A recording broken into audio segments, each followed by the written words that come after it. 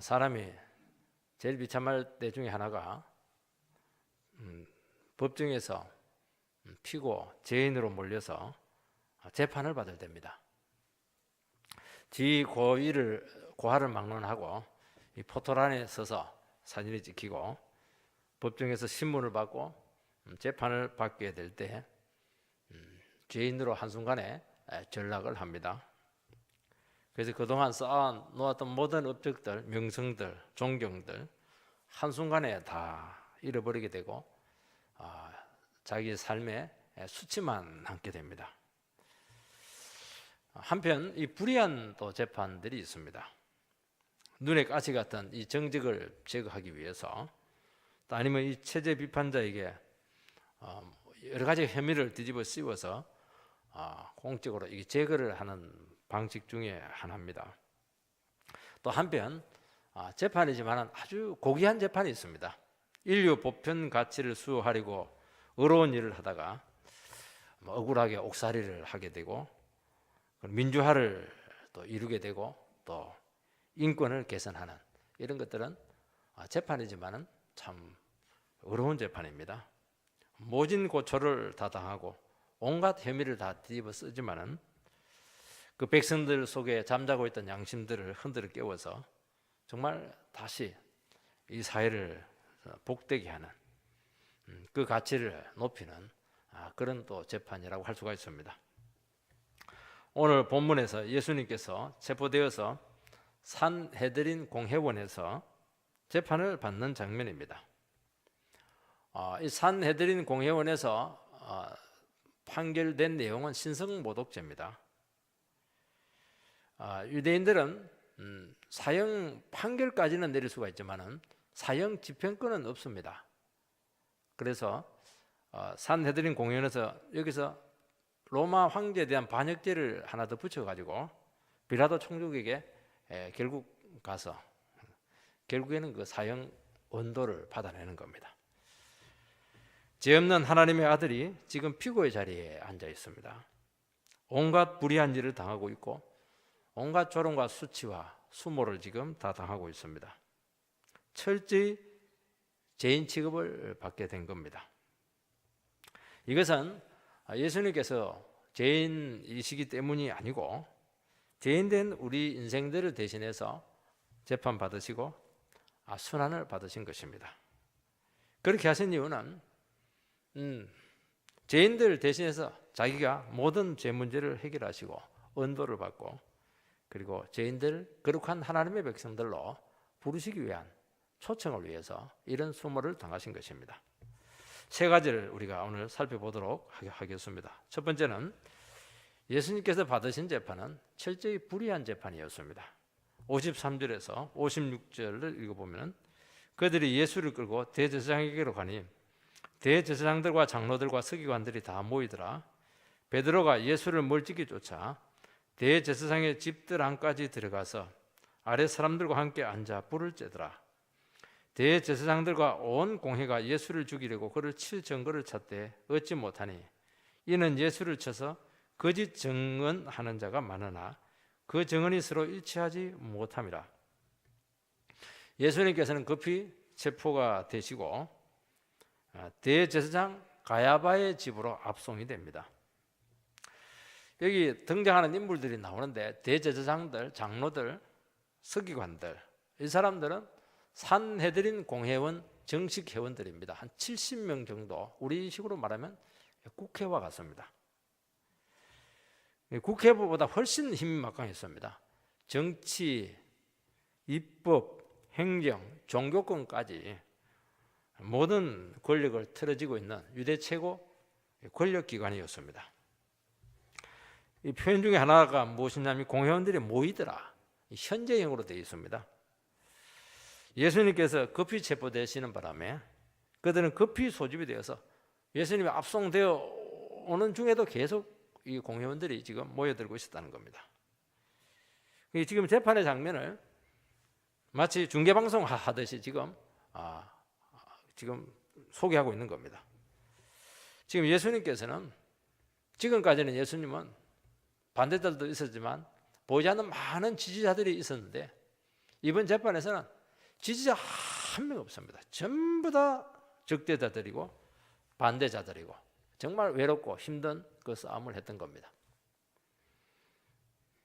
우리도 살아가면서 대부분 그래도 나를 따르는 사람이 있고 묵시적으로 나를 동의해주고 있기 때문에 힘이 나는 겁니다. 근데 정말 100% 나를 미워한 원수들 가운데 있게 될 때 정말 우리는 스스로 무너질 수밖에 없습니다. 그러나 주님께서는 여기서도 우리를 구속할 수 있다는 것을 말씀하고 있습니다. 여러분, 재판은 낮에 열려야 됩니다. 그리고 산헤드린 법정에서 공개적으로 열려야 되는데도 불구하고 대제사장 집에서 열리고 있습니다. 왜냐하니까 급조된 재판이었기 때문입니다. 그 재판이라고 하는 것은 정식 기소가 이루어져야 되고 신문과 증언과 반대 신문과 그리고 마지막 언도라고 하는 이 재판 과정이 그 과정이 굉장히 중요하고 이 과정을 엄격하게 지켜야 되는 겁니다. 이 과정에 오류가 있으면 그 재판은 무효가 되는 겁니다. 그리고 중형이 선언된 재판일수록 여러 번에 걸쳐서 법정 공방을 할 수 있는 그런 기회를 줘야 되는 겁니다.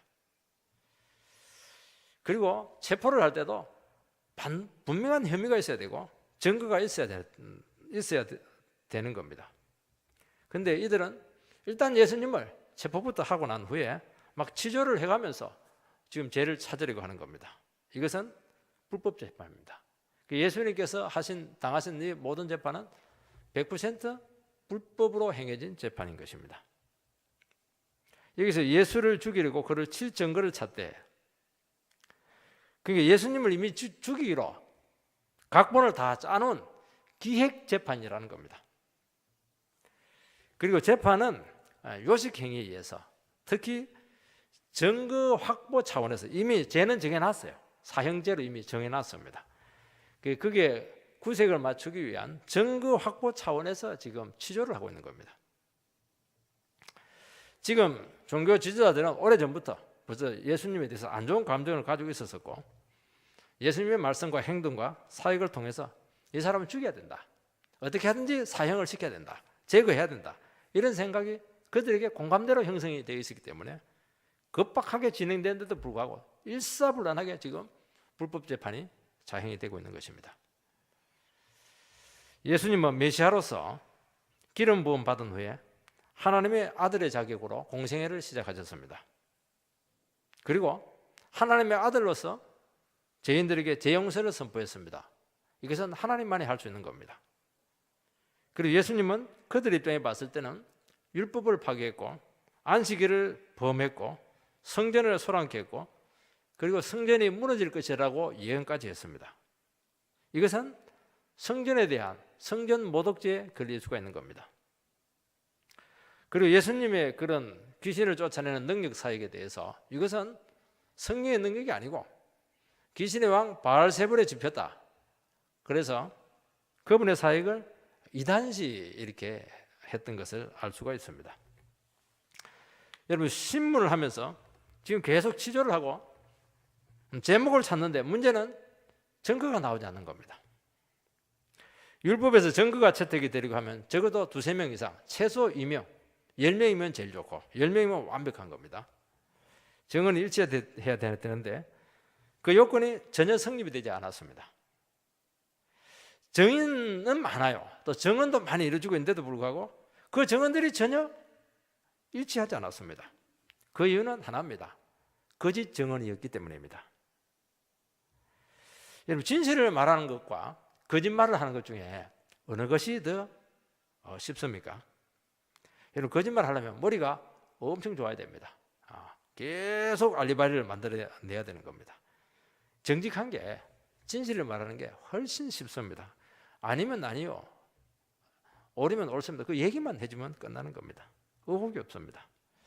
증언은 육하 원칙에 의해서 언제 어디서 누구와 어떻게 무엇을 왜 6가지 구색이 딱 맞춰져야 되는데 이것은 정말 그 엄밀한 그 범죄 현장에 목격을 하지 않으면 이것은 안 맞게 되어 있습니다. 절대로 안 맞습니다. 어디서 죽였습니까?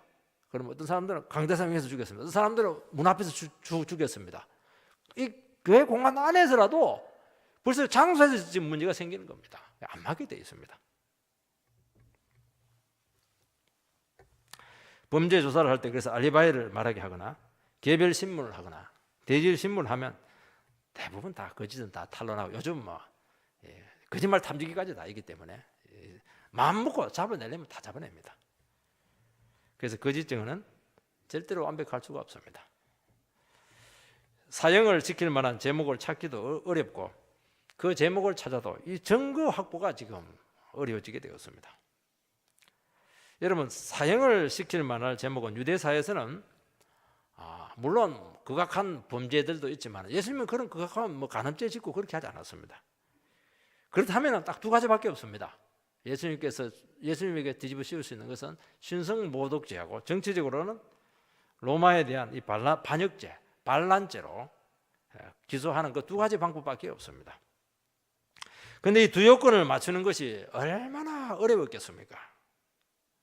반란을 한 것도 아닌데 말입니다. 그리고 신성모독죄가 되기 위해서는 예수님을 거짓 메시아로 몰아세워야 되고 이단자로 몰아가야 됩니다. 그런데 신문을 하는 과정에서 아주 근접한 그 제목이 지금 나타나게 되었습니다. 그게 57절에서 59절에 나옵니다. 어떤 사람들이 일어나 예수를 쳐서 거짓 증언하여 이르되 우리가 그의 말을 들으니 손으로 지은 이 성전을 내가 헐고 손으로 짓지 아니한 다른 성전을 사흘 동안에 지으리라 하더라 하되 오히려 그 증언도 서로 합하지 않더라. 이제 결정적인 증언이 이제 나타났습니다. 성전은 유대인에게 있어서는 내관과 같습니다. 이거 건드리면 안 됩니다. 이거 절대 안 건드리면 안 됩니다. 그런데 예수님께서 성전이 무너지리라 예언을 했다는 겁니다. 예수님께서 이 말씀을 하신 것은 성전 청결 사건에서 하신 것입니다. 너희가 성전을 헐라 사흘에 일으키리라. 이제 그 말씀을 막 채찍을 가지고 성전에서 악한 자들을 몰아내면서 하신 이 말씀이었습니다. 이미 성전 청결 사건을 통해서 주님께서는 이제 성전 시대는 끝났다는 것을 이야기해 준 것입니다. 그리고 성전에 대한 이 주님의 예언은 많은 의미가 섞여져 있습니다. 이게 의미를 이해가 안 되는 문제였습니다. 요한복음에서는 예수님께서 하신 이 예언은 성전된 예수님의 몸을 말씀하셨다. 그런 식으로 친히 그 주석을 달고 있습니다. 예수님께서 십자가에 죽으시고 사흘 만에 살아날 것을 얘기했다는 겁니다. 성전의 주 기능이 뭐냐니까 죄인들이 와서 죄가 용서받고 하나님 앞에 만나는 겁니다. 대속의 그런 제사를 드리는 것이 성전의 주 기능인데 예수님이 몸을 통해서 그 대속의 죽음을 다 이루셨기 때문에 이제 눈에 보이는 건물은 필요 없게 되었다 하는 것을 지금 말씀했던 것입니다. 예수님께서 인류의 죄를 해결하심으로 예수를 믿는 영혼들의 공동체를 만들겠다는 겁니다.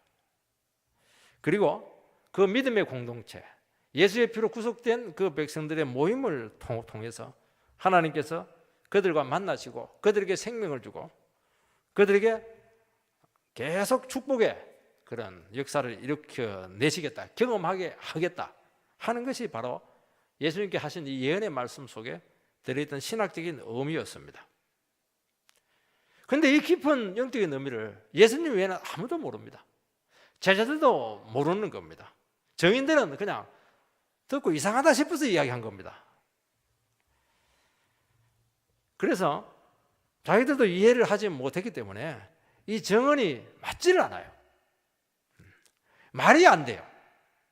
합리적으로 생각해도 말이 안 됩니다. 말이 안 되니까 일단 말이 안 되고 맞지를 않는 겁니다. 그래서 정언으로 채택을 할 수가 없었습니다. 예수님께서 너희가 헐라 이렇게 되어 있는데 거짓 정인들은 내가 헐고 이제 그런 식으로 또 정언을 바꿉니다. 마치 예수님께서 헌다는 식으로 예수님의 범죄성을 더 높이기 위해서 그렇게 한 겁니다. 그 실제로 예수님께서 성전이 무너지게 하겠다 했지만은 성전이 지금 무너지지 않았습니다. 여러분, 하나님 나라의 일은 세상이 이해하지 못합니다. 여러분, 세상이 교회에 대해서 치명적인 공격을 하지 못하는 이유는 교회가 뭐 하는 곳인지 교회의 실체를 전혀 모르기 때문입니다. 생산하는 것도 아니고 사람들이 모이긴 하는데 도대체 뭐 하는지 모르는 겁니다. 초대교회 때는 사람들이 모여가지고 성찬식을 하니까 살을 뜯어 먹는다, 피를 마신다 이렇게 하니까 애를 잡아먹는다 이런 식으로 막 오해를 할 뿐이지 이 도대체 뭘 하는 공동체인지 뭘 하는 단체인지 도무지 세상은 교회에 대해서 모릅니다. 궁금한 건 많은데 전혀 알 수가 없습니다. 이것은 예수 믿고 변화되어서 그 공동체 안에 신실하게 포함될 때 경험을 통해서 아는 것이지 이 머리로서 연구로서 아는 게 아닙니다. 왜냐하면 교회는 영적인 공동체이기 때문인 것입니다. 영적인 것은 영으로만 분별할 수가 있습니다. 소리만 자꾸 지르는데 교회에 대해서 핵심을 찌르지 못합니다. 치명상을 입히지 못하는 겁니다. 그래서 교회는 항상 보면 정권이 바뀌어도 정치개혁 대상에서 많이 빠집니다. 삼성도 지금 당하고 있고 옛날에는 서울대학교도 당하기도 하고 옛날에 강남도 당하기도 하고 이렇게 했는데 교회는 못 건드립니다. 왜 못 건드리냐니까 뭐 하는지를 모르기 때문에 실체를 알아야 건드리는데 건드릴 수가 없는 겁니다. 근데 이게 교회에 도움이 되는 것도 있지만 위험할 수가 있다는 겁니다. 그래서 교회는 절대로 외부에서 계획하지 못합니다. 스스로 계획하지 못하면 교회는 망하는 겁니다. 다른 데는 외부에서 칼을 들고 들어올 수가 있는데 교회는 칼을 들고 들어올 수가 없는 겁니다. 그래서 교회는 오직 말씀으로 돌아가는 길밖에 없습니다. 말씀 외에는 교회를 계획할 수 있는 것이 없습니다. 그래서 개혁교회다 하는 것은 말씀으로 더 새로워져야 된다는 것을 말씀하는 것입니다. 여러분, 말씀이 교회를 새롭게 하고 묵은 전통을 허물고 말씀이 우리를 부흥시키는 것이고 깨끗하게 한다는 겁니다. 그런데 교회가 하나님의 말씀으로 계속 개혁되지 않으면 어떻게 됩니까? 바로 하나님의 심판입니다. 세상을 끌어들여서 교회를 완전히 없애버립니다. 그거는 교회사적으로 계속 일어나고 있는 겁니다. 교회가 스스로 교회의 기능을 하지 못하면, 영적인 역할을 하지 못하면 그건 정말 필요 없는 거예요. 하나님께서 정리를 합니다. 여러분, 재판을 통해서 주님의 혐의가 전혀 드러나지 않았습니다. 만약 주님의 죄가 조금이라도 드러나게 되었다면 예수님의 구원사역은 한순간에 허물어지게 될 겁니다. 예수님은 하나님의 아들이시며 의로우신 분이십니다. 주님이 십자가에 죽으신 것은 죄가 있어서가 아니고 스스로 하나님의 아들이고 메시아라고 주장을 했기 때문에 죽으신 것입니다. 우리가 주님의 말씀을 따르고 순종하는 이유는 딱 하나입니다. 하나님의 말씀이 진리고 어렵고 옳기 때문입니다. 돈이 생겨서 이렇게 우리가 그 말씀을 따르는 게 아닙니다. 좋은 교훈을 얻기 위해서, 우리 인생에 좋은 기감이 되기 위해서 우리가 하나님의 말씀을 듣는 게 아니고 하나님의 말씀은 진리이기 때문에 우리가 따르고 순종하는 것입니다. 그리고 하나님의 말씀은 반드시 떨어지는 곳마다 그 말씀대로 이루어지고 성취된다는 것을 믿기 때문입니다. 그래서 말씀의 길이 있고 말씀의 생명이 있고 말씀의 모든 잣대가 있는 것입니다. 여러분, 하나님 말씀에 우리 영혼과 삶을 제한시키는 이유는 이 하나님 말씀만이 우리 인생을 지켜주기 때문입니다. 우리의 인격을 지켜주고 우리의 영혼을 지켜주는 겁니다. 그래서 하나님 말씀 앞에 설 때만이 우리는 내가 죄인이다 하는 것을 깨닫게 되고 정말 우리 자신이 하나님의 은혜가 얼마나 필요한가 하는 그 고백이 나오는 겁니다. 다른 것으로는 안 되게 되어 있습니다. 그래서 하나님 앞에서는 나를 알게 되고 내가 누군지 하는 것을 알게 되고 내 정체성을 찾을 수가 있는 겁니다. 이렇게 될 때 내 인생이 무의미하지가 않습니다. 내가 왜 살아가며 내 인생의 목적이 무엇이며 내 인생을 얼마나 복되게 할 수 있는가. 그래서 우리의 인생이 도둑맞지 않습니다. 여러분, 인간은 모든 것을 의심합니다. 조금이라도 의혹이 있으면 절대로 안 믿습니다. 사람이. 그래서 요즘은 아무도 안 믿습니다. 요즘은 다른 사람 말 텔레비도 안 믿고 요즘은 방송도 공중파 방송도 아무도 안 믿습니다. 지금 자기도 안 믿습니다. 그런데 어떻게 이 성경 말씀이 하나님의 말씀이라는 것을 믿을 수가 있습니까? 이게 기적이라는 거죠. 이게 신기한 겁니다. 사람은 절대로 다른 사람 말 안 믿습니다. 내 사정이 안 돼봐서 그렇지 그 말 안 믿습니다. 그런데 놀라운 사실은 이 증거도 없는데 이 하나님 말씀은 떨어지면 믿어지는 겁니다. 이게 기적인 겁니다. 이게. 여러분 사람이요 조금이라도 오고 있으면 이거 안 믿습니다. 그렇지만 성경은 수천 년 동안 그렇게 수많은 공격을 받았음에도 불구하고 지금까지 토시 하나 안 틀리고 그대로 지금 보존되고 있습니다. 그것 자체가 이 성경 말씀이 진리라는 것을 객관적으로 증명해 주는 겁니다. 사람들이 얼마나 의심을 많이 합니까? 얼마나 과학적으로 파헤치고 얼마나 우주선을 그냥 바깥으로 쏘아대고 그거 하는 이유가 뭡니까? 성경이 틀렸다는 겁니다. 그렇지만 여전히 성경은 진리성을 그대로 증거하고 있는 겁니다. 그래서 진리가 우리를 비춰줄 때 그때 모든 인생들의 의혹이 사라지게 되고 인생의 모든 오류가 바로잡히게 되고 정말 내 속에 거짓된 것이 많았고 내가 속고 살았다 하는 것을 그때 깨달을 수가 있는 겁니다. 그래서 말씀의 빛으로 우리에게 나올 수가 있는 겁니다. 그래서 우리에게 있어서 제일 중요한 것은 순간순간마다 하나님의 말씀의 빛이 내 영혼을 비치게 하는 겁니다. 그것만이 나가 사는 길이고 인생을 방황하지 않는 길이고 영생을 얻는 길이라는 것을 기가 따갑도록 성경에서는 말씀하고 있는 겁니다. 여러분 유명한 철학자 있지 않습니까? 데카르트. 나는 생각한다. 고로 나는 존재한다.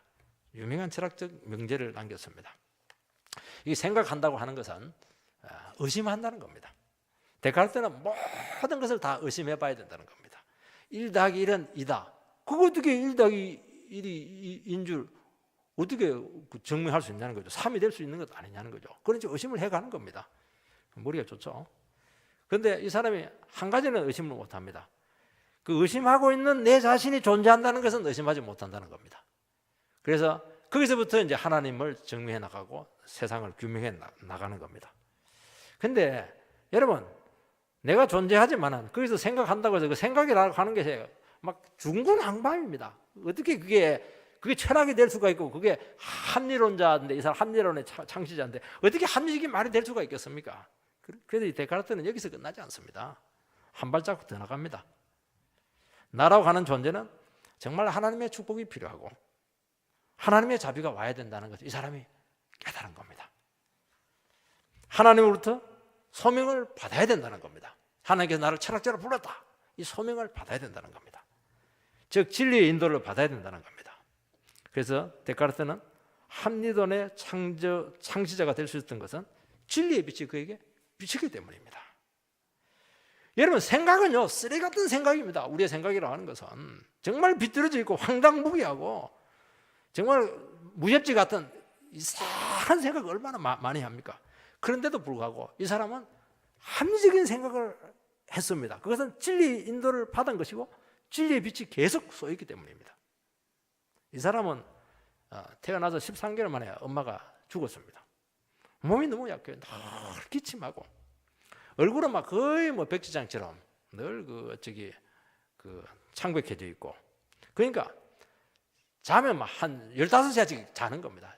게으름병이에요. 일어나지를 못합니다. 누워가지고 뭐합니까? 다 생각하는데 무슨 생각하겠습니까? 쓰레기 같은 생각을 할 텐데 이 사람이 쓰레기 같은 생각을 하지 않았어요.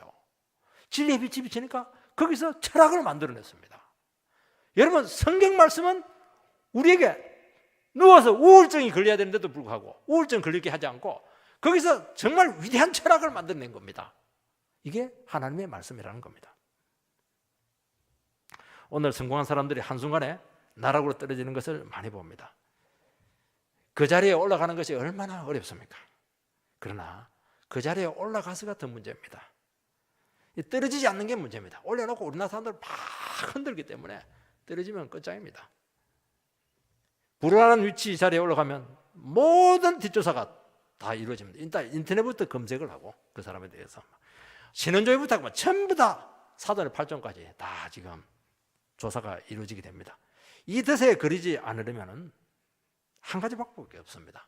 이 진리의 빛에 쏘여가지고 삶을 살아온 것밖에 없는 거예요. 여러분 제한 짓고 성공해야 되고 성공하고 나서도 털어도 먼지가 나야 되지 않는 겁니다. 이게 어떻게 인간으로서 가능하겠습니까? 불가능합니다. 그런데 진리는 가능하다는 겁니다. 그러니까 우리 인생이 도둑맞지 않는 겁니다. 더 나아가서 하나님께 인정받는 삶이 되어야 된다는 겁니다. 여러분 주님 앞에 부끄럽지 않는 삶을 살 수 있는 비결은 사람들의 조사에서 벗어나는 게 아니에요. 하나님의 불꽃 같은 눈앞에서 우리가 의로움을 인정받아야 된다는 겁니다. 하나님 심판대 앞에서 떳떳하게 내 자신의 삶에 대해서 고백할 수 있게 될 때 그 사람이 성공한 인생이라는 겁니다. 여러분, 죄 없으신 주님이 재판에서 고통스럽게 신문을 받습니다. 놀라운 것은 신문을 받으면 받을수록 주님의 그 의로움만, 무죄성만 드러납니다. 반대로 신문자들의 죄와 부정과 불법은 더 드러나게 되고 정죄를 받게 되는 겁니다. 오늘 우리 성도님들은 이 세상 가운데서 쉽게 살아갈 수 있습니다. 적당히 죄 짓고, 적당히 우상과 타협하고, 적당히 내 탐욕을 추구하면서 그렇게 도덕적으로 살아갈 수가 있습니다. 그러나 우리는 진리의 빛이 비치기 때문에 절대로 적당히 못 살아갑니다. 여러분, 확실한 생명을 본 사람은 절대로 적당히 못 살아갑니다. 대충 내 거 챙기면서 이기적으로 절대로 못 살아갑니다. 왜요? 진리가 살아 역사하기 때문입니다. 절대로 죄에 타협할 수가 없습니다. 그러니까 하나님 말씀에 대한, 하나님 말씀을 아는 자로서의 대가를 지불하는 것은 당연한 겁니다. 그러니까 힘들 수밖에 없는 겁니다. 왜냐하면 예수님 중에 전부 다 못된 놈만 있는데 예수님은 무조건 당하는 겁니다. 그래서 우리가 믿음으로 예수를 제대로 믿는 것 자체가 빛과 소금인 겁니다. 우리가 존재한다는 것 자체가 기적이고, 우리가 존재한다는 것 자체가 세상의 빛과 소금이에요. 많은 일을 안 해도 상관없습니다. 세상은 우리를 통해서 정죄를 받는 겁니다. 아무리 세상적으로 성공해도 주님과 함께하지 않는 그것은 불탈 것이다. 말 안 해도 알아요. 왜냐하면 믿음으로 살아가는 사람들의 이 삶의 그 가치를 보면 자기들이 자랑해도 자랑할 게 못 되는 겁니다. 그러면 그럴수록 자기 자신들이 심판에 더 가까이 있다는 것을 예수 믿는 사람 존재 자체가 증거를 해주기 때문인 것입니다. 그게 하나님께 인정받는 길이라는 것을 우리는 알아야 된다는 겁니다. 그래서 우리는 세상 법정보다 더 두려운 것이 하나님의 법정이라는 것을 고백하시기 바랍니다.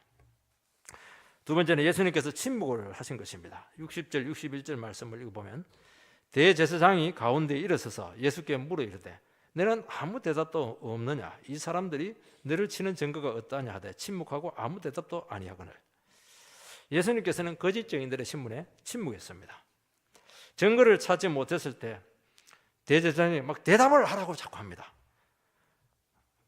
예수님의 대답을 듣고 뭔가 꼬투리를 잡아서 뒤집어 씌우려고 그런 생각이었습니다. 그리고 너 증인들이 하는 그 고소하는 내용을 네가 알고 있느냐? 그 얘기를 하는 겁니다.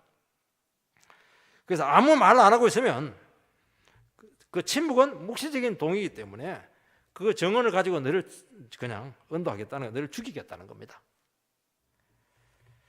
대개 이제 재판이 불리하게 진행이 되거나 변호할 기회가 주어지면 적극적으로 자기 자신의 그 무죄성을 방어하는 것이 피고의 당연한 권리입니다.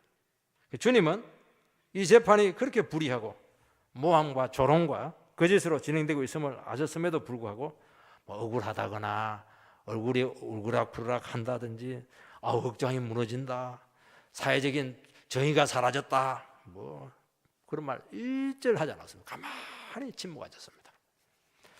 이사야서 53장 7절 말씀을 좀 띄워주시기 바랍니다. 이사야서 53장 7절 말씀 같이 읽겠습니다. 시작.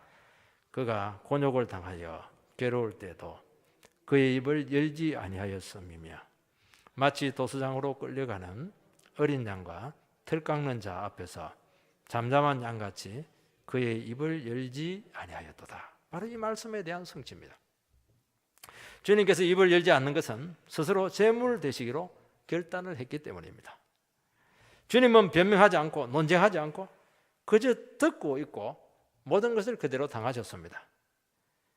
여러분, 하나님의 제물이 되는 가장 중요한 조건은 죽음에 대한 자기 수용입니다. 죽겠다, 제물로 죽겠다, 그걸 받아들이는 겁니다. 여러분, 제물이 되는 제일 중요한 조건은 일단 소리를 내면 안 됩니다. 그리고 몸부림을 치면 안 되는 겁니다. 여러분, 돼지를 제물로 받지 못하겠습니다. 돼지를 제물로 바치게 하면은 온 동네 소리가 다 떠납니다. 돼지 먹다는 소리를 하는데 억울하다, 분하다, 죽일 놈들, 원수를 갖고야 말리라. 그래서 시끄러워가지고 재물을 잡을 수가 없어요. 개는 너무 그냥 발버둥을 치니까 묶어 놓을 수가 없습니다. 물을 뜯고 막 도망을 가는 겁니다. 그것은 재물이 안 되는 겁니다. 하나님께서는 양으로 재물을 바쳐라 한 겁니다. 양은 재물이 될 때 안수를 딱 하면 힘을 쫙 빼고 스스로 죽음을 받아들이는 것이고 몸부림치지 않고 소리치지 않습니다. 이게 재물이죠. 이삭이 하나님의 재물이 될 수 있었던 것은 죽음에 대한 수용을 했기 때문인 것입니다. 그것이 가능했던 것은 아버지에 대한 사랑과 신뢰 때문입니다. 아버지가 나를 죽이지만 나를 사랑해서 한다는 그 믿음이 있었기 때문인 것입니다. 예수님께서는 겟세마네 동산에서 그렇게 기도하신 이유는 자기 자신을 십자가 제물로 내어드리기 위해서, 수용하기 위해서 그렇게 고통스러운 기도를 하셨던 것입니다. 로마서 12장 1절을 다시 한번 말씀을 띄워주시기 바랍니다. 같이 읽습니다. 시작. 그러므로 형제들아, 내가 하나님의 모든 자비하심으로 너희를 권하노니 너희 몸을 하나님이 기뻐하시는 거룩한 산 제물로 드리라. 이는 너희가 드릴 영적 예배니라. 우리는 영적 예배 이렇게 하면 막 아주 신비한 경험을 체험하고 뭐 깊은 영적인 세계에 푹 빠져들어가는 걸로 생각하는데 그건 신비주의입니다. 여기서 로마서에서 말하는 영적 예배는 자기 몸을 산 제물로 바치는 겁니다. 삶의 예배입니다. 우리는 지금 예배 드리지 않습니까? 우리 삶에 가서 어떻게 해야 됩니까? 몸을 가지고 여러분 몸을 제물로 그냥 각을 떠서 죽이고 바쳐야 되는 겁니다. 여러분 몸이 살아있으면 영적 예배 드릴 수 없어요. 삶의 예배 드릴 수가 없는 겁니다. 몸에 술을 막 퍼놓고 말이야 소리 지르고 이렇게 하면 안 되는 겁니다. 자기를 자꾸 죽여야 되는 겁니다. 성지도 죽이고 자꾸 죽여야 되는 겁니다. 이게 영적 예배라는 겁니다. 이게 크리스찬의 윤리의 기초입니다. 이게 안 되면 윤리고 뭐가 아무것도 없습니다. 여러분 진실한 성도는 악한 세상에서 감당하지 못할 여러 가지 어렵고 힘든 일을 만납니다. 거짓을 강요당하고 불의를 강요당하고 원치 않은 일을 많이 강요를 당할 때가 많습니다. 얼마나 섭섭하고 얼마나 억울하고 그렇지만 우리는 말을 못하는 겁니다. 도살장으로 끌려가는데도 불구하고 막 반항하지 못하는 것이죠. 당해야 될 때 막 당하는 겁니다. 선이 핍박과 오해로 돌아올 때가 많습니다. 이런 일을 당하면서 우리는 어떻게 됩니까? 내가 재물이구나. 내가 재물이구나. 그래서 우리 자신을 하나님께 재물로 드리는 겁니다. 영적인 분별력으로 막 따지고 옳고 그러고 그렇게 하고 싶지만 그렇게 할 수가 없습니다. 화가 나고 자존심 상할 때가 한두 번이 아닐 것입니다. 우리는 어쩔 수 없이 믿음으로 이 세상 가운데 섬기면서 살아가게 될 때 어쩔 수 없이 희생될 때가 많고 어려움과 모함을 당할 때가 많고 내 변호를 하지 못한 순간들이 너무 많습니다. 이때 어떻게 됩니까? 내 자신을 산 제물로 주님께 바치라는 겁니다. 이게 너희들이 드려야 될 영적인 예배라고 말씀하고 있는 것입니다. 그때 대속적인 사랑이 나오고 구속적인 은혜가 나오고 정말 영혼을 살리는 역사들이 나타나게 되는 것입니다. 오늘 크리스찬들의 문제는 너무 똑똑한 게 문제입니다. 너무 할 말이 많고 너무 잘났고 너무 시끄럽고 조금도 손해를 보지 않으려고 하고 막 조금이라도 주장할 게 있으면 자기 주장 다 합니다. 그러니까 예정이는 말을 잘해요. 틀린 거 하나도 없습니다. 그러니까 세상에 주의 사랑이 나타나지 않고 구속적인 은혜가 흐르지 않고 이렇게 살아가는 것이 삭막한 겁니다. 여러분 영혼을 품는 십자가 사랑이 어디에서 지금 나타나고 있습니까? 여러분 주님은 대속의 제물이 되시기로 결단했습니다. 오늘 우리 이 시간 이 결단이 우리의 결단이 되기를 바랍니다. 죄인들의 모함과 비난과 불의에 대해서 철저히 침묵하셨습니다. 그 모든 죄악을 다 담당하시고 책임지시기로 각오를 했기 때문입니다. 여러분 죄악이라고 하는 것은 드러나면 드러날수록 치료가 되기 때문입니다. 이게 놀라요. 숨기면 숨겨놓을수록 부패합니다. 드러나면 밝은 빛으로 내놓으면 전부 다 회복이 됩니다. 여러분 우리 안에 억울한 것들, 상처받은 것들, 손해보고 희생된 것들, 버림받은 그 아픈 기억들, 그 수많은 미움들, 온갖 과거들이 문제는 힘들 때마다, 날씨만 이렇게 비가 좀 올 것 같을 때마다 그냥 우리 속에서 솟아나서 우리 영혼을 그냥 지옥으로 끌고 가고 그렇게 고통스럽게 한다는 겁니다. 그러나 주님이 이 모든 추한 것을 말없이 제물로서 다 감당을 했기 때문에 우리는 다시 그 모든 아픈 과거를 떨쳐버리고 서서 앞으로 나갈 수 있는 것입니다. 밝은 빛 가운데, 과거가 완전히 정리된 가운데 정말 멋진 새로운 인생이 가능하게 되었다는 것을 말씀하고 있는 것입니다. 여러분, 우리에게 열등감적인 반응을 보이는 주위에 많은 분들이 있을 겁니다. 우리에 대해서 열등감적인 반응을 보이는 것은 우리가 존귀하다는 겁니다. 그 사람들이 감히 따라올 수 없는 고귀한 부분이 있기 때문에 열등감을 느끼는 겁니다. 그러니까 긁고 힘들게 하고 이렇게 하는 겁니다. 그때 어떻게 됩니까? 대갚아주면 안 됩니다. 그럼 똑같은 사람이 되는 것입니다. 굉장히 피해의식적으로 예민하게 반응을 많이 합니다. 그러니까 이런 영혼들은 부담이 되고 정말 이해가 되지 않고 외면하고 싶은 순간이 한두 번이 아닐 겁니다. 그러나 그 영혼의 상태를 이해하고 담담히 참고 재물이 되게 될 때 정말 그곳에서 말할 수 없는 회복의 역사가 나타난다는 겁니다.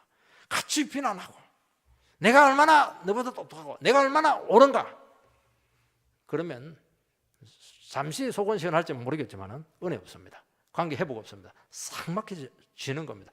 누군가 말없이 감당해 주니까 이 사회에 제가 그나마 그냥 희석이 되는 겁니다. 전부 다 자기 주장하면 이 제가 어디로 가겠습니까?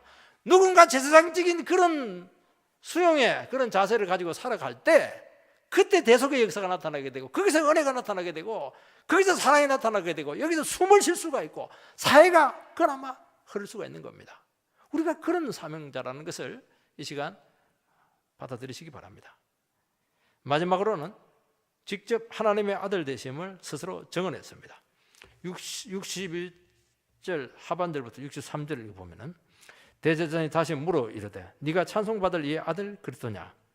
예수께서 이르시되 내가 그니라.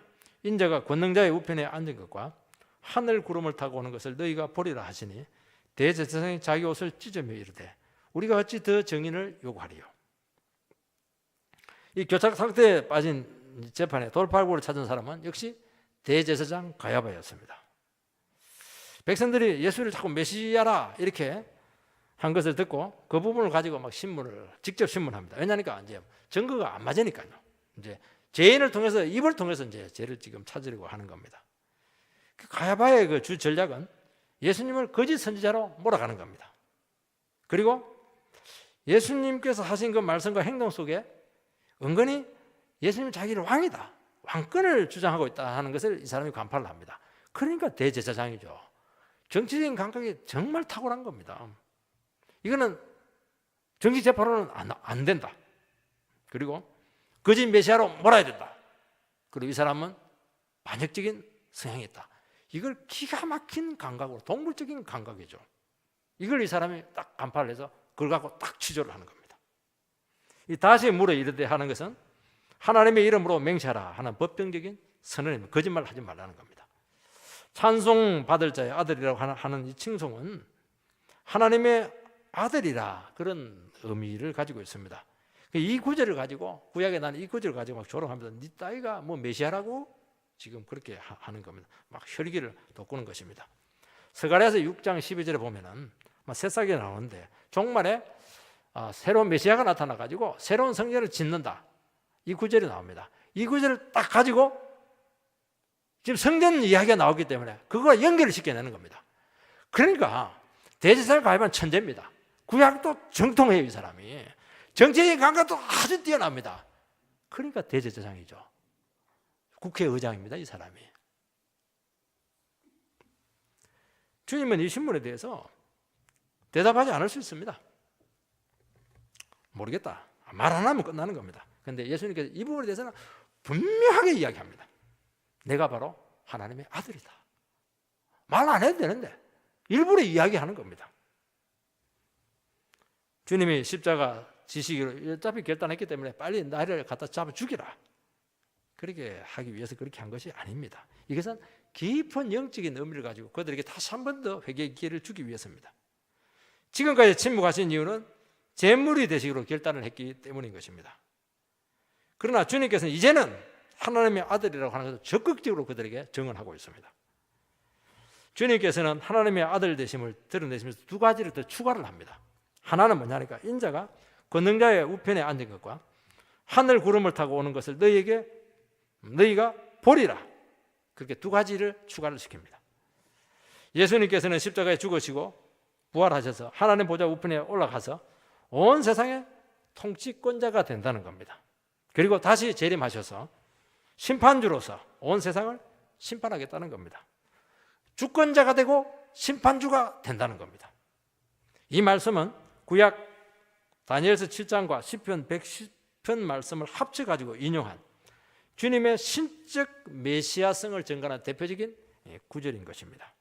특히 구름을 타고 온다거나 또 하나님 보좌 우편에 앉는다 하는 것은 하나님과 동등된 분이라는 것을 증거하는 것입니다.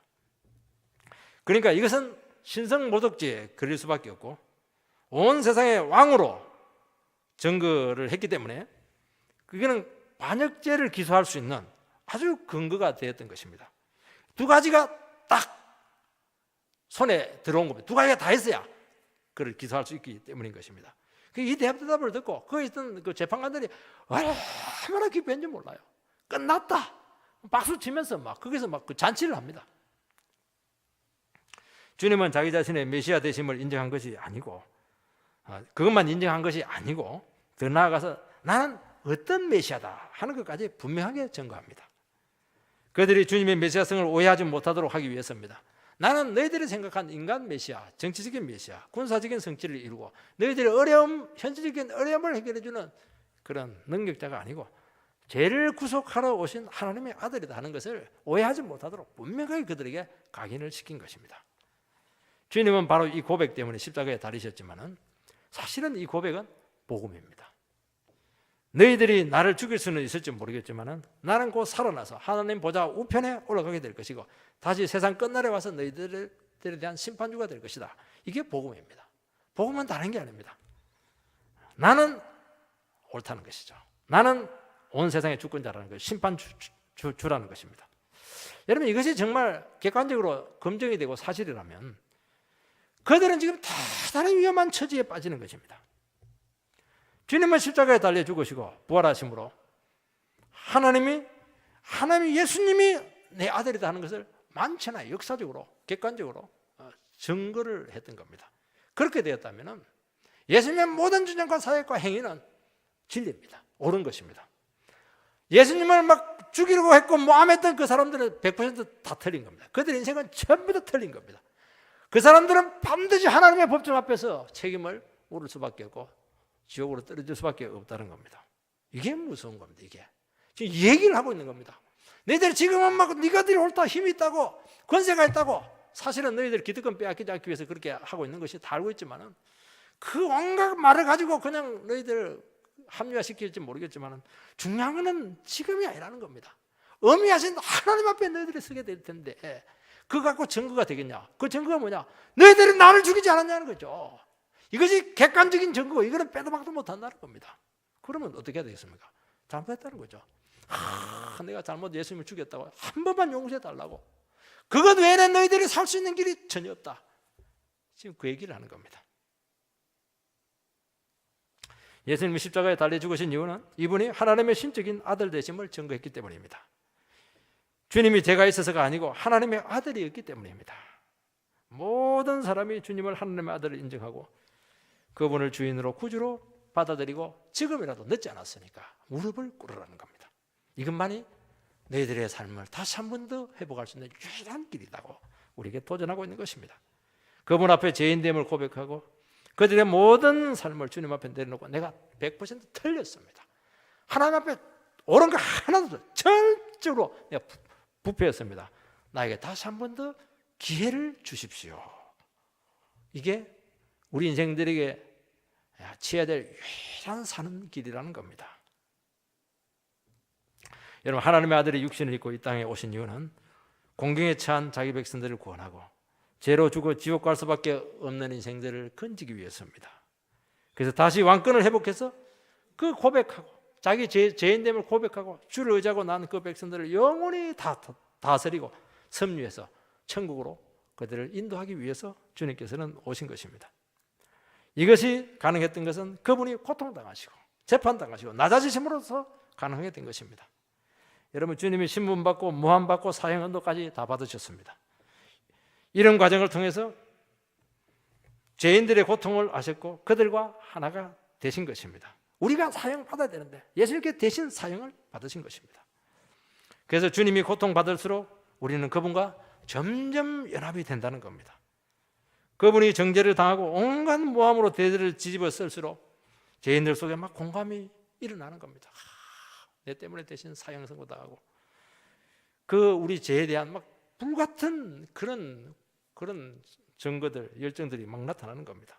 일방적으로 당함으로써 죄인들과 점점 우리 주님께서는 하나가 되었던 것입니다. 자기 잘났다는 사람들은 아무 상관이 없어요. 그렇지만 나에게 문제가 있다. 내가 죽어마땅한 인간이고 나는 이 상태로 하나님 앞에 설 수 없다. 그에 대한 인식이 있는 사람들은 예수님이 고통당하심 볼 때마다 눈물이 나고 그렇게 가슴이 아리고 저 고통은 내가 당해야 되는데 그렇게 하면서 그분과 완전히 하나가 되는 것입니다. 주님이 구름 타고 다시 오시는 것은 아직 실현되지 않았습니다.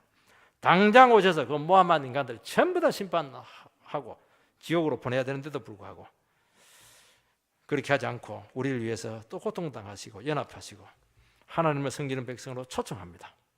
그래서 모든 죄인들, 어떤 죄인들도 자기 잘못만 인정을 하고 주님 앞에 다시 나오면 받아주겠다. 나에게 칼로 찌르는 그 영혼들도 회개하기만 하면 내가 다 아들로 받아주겠다. 그렇게 하기 위해서 주님께서는 아직도 심판주로 오시지 않고 그렇게 심판을 지연시키신 것입니다. 이것은 죄인에 대한 하나님의 무한한 사랑과 인내인 줄 믿습니다. 오늘 우리 시간 이 예배를 통해서 우리의 구원이 무엇인가 하는 것을 알고 정말 하나님 앞에 진리의 빛이 비쳐서 내가 전적으로 틀렸습니다. 주님만 전적으로 옳습니다. 다시 나에게 새로운 인생을 주십시오. 고백하는 복된 성도들 되시기를 축복드립니다.